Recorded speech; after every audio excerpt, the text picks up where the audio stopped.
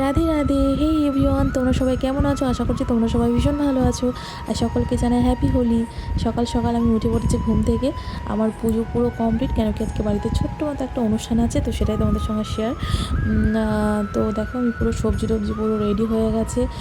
আজকে বাড়িতে একটা ছোট্ট অনুষ্ঠান রেখেছি, কিছু বৈষ্ণব সেবা আর তার সঙ্গে কিছু মানুষজনদের ভোগ পাওয়ার আর কি জন্য। এইদিকে দেখো আমার সোনামা, দেখো পুরো রং হোলি খেলে একসা, পুরো সকাল তখন প্রায় বাজে 9টা। আর একে আমি আমার ভোগ প্রসাদের জন্য রেডি করছি। এখানে একটা ছোট্ট একটা মশলা রেডি করছি, যাতে আমার ভোগ প্রসাদে একটু ভালো সুন্দর গন্ধ এবং তার সঙ্গে সঙ্গে টেস্টও আসে। তার জন্য একটা ছোট্ট একটা মশলা আমি রেডি করে নিচ্ছি এখানে।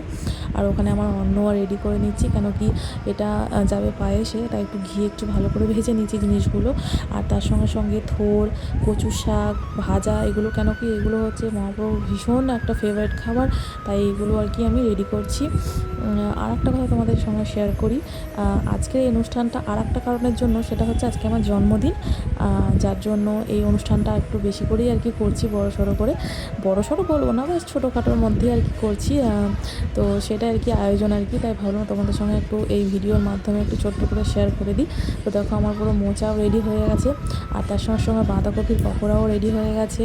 আর বাড়িতে এই দেখো কী অবস্থা, দেখো যেহেতু হোলির দিন, আর পাশের দিদিরা সব এসে পুরো আমার কাজের মাসিকে, আমাকে, এই দিদিকে পুরো একদম রং মাখিয়ে ভূত করে দিয়েছিল। মানে পুরো অবস্থা ভীষণভাবে খারাপ। তো সেদিন তো রং এমনিতে সবাই মাখবে, তোমরা কেমন হোলি খেলেছো অবশ্যই কিন্তু কমেন্ট করে জানাবে। তো সেই সময় প্রায় বাজে 5টা কি 5:30, তখন আমাদের পুজো পুরো শুরু হয়ে গেছে।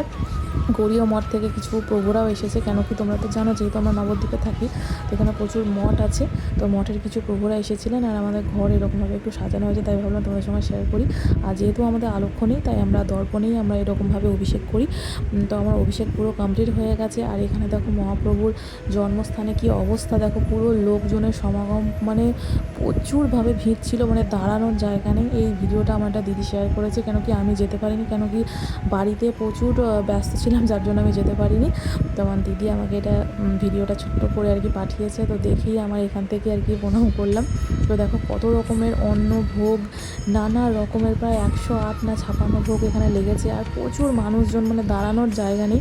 পরের দিনকে একটু গোমাতা সেবা দিয়েছিলাম। তো ভালো লাগলে লাইক, কমেন্ট, শেয়ার, সাবস্ক্রাইব করে দিও।